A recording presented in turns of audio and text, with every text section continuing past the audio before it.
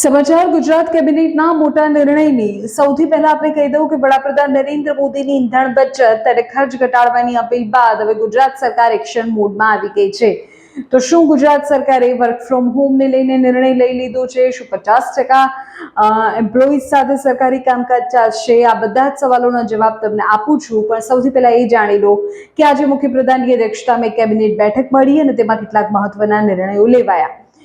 વાત સરકારી અને ખાનગી ક્ષેત્રમાં વર્ક ફ્રોમ હોમની કરીએ તો મુખ્યપ્રધાને અત્યારે તેને લઈને નિર્ણય નથી લીધો, પણ એવી શક્યતાઓને ચકાસવાના કડક નિર્દેશ આપ્યા છે કે government as well as private સેક્ટરમાં વર્ક ફ્રોમ હોમ રોટેશનલ પદ્ધતિથી થઈ શકે તેમ છે કે નહીં, એ કેટલું વ્યવહારુ આજના સમયે બની શકે તેમ છે, તેનાથી કેટલી એફિશિયન્ટલી સાથે કામ થઈ શકે તેમ છે।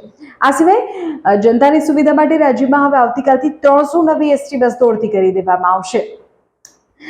વિગતવાર સમાચાર આપને આપું છું તો ગુજરાતમાં હવે સરકારી કામકાજની પદ્ધતિ જાણે બદલાવા જઈ રહી છે। ઈંધણની બચત કરવાના હેતુથી મુખ્યપ્રધાનની કેબિનેટ બેઠકમાં તમામ વિભાગોને ઓનલાઈન મીટિંગ કરવા, બિનજરૂરી પ્રવાસ ટાળવા પણ સ્પષ્ટ સૂચના આપી।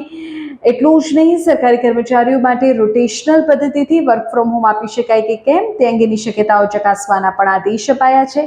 ટૂંક સમયમાં જ ખાનગી કંપની અને કોર્પોરેટ સેક્ટર સાથે બેઠક કરીને ખાનગી ક્ષેત્રમાં પણ વર્ક ફ્રોમ હોમને ફરી પ્રોત્સાહન આપવા જઈ રહી છે સરકાર। સામાન્ય જનતાને પરિવહનમાં મુશ્કેલી ન પડે તે માટે કેબિનેટમાં એક બીજો મોટો નિર્ણય થયો અને એ નિર્ણય એ છે કે આવતીકાલથી જ ગુજરાતના રસ્તાઓ પર 300 નવી એસટી બસને દોડતી કરી દેવાશે।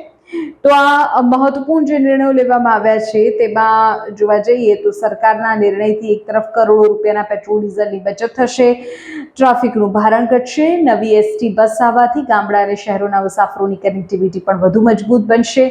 આ સિવાય ઈ કોન્ફરન્સીસ, વેબ કોન્ફરન્સીસ જ કરવી એવું પણ સીએમ કક્ષાએથી કહી દેવાયું છે।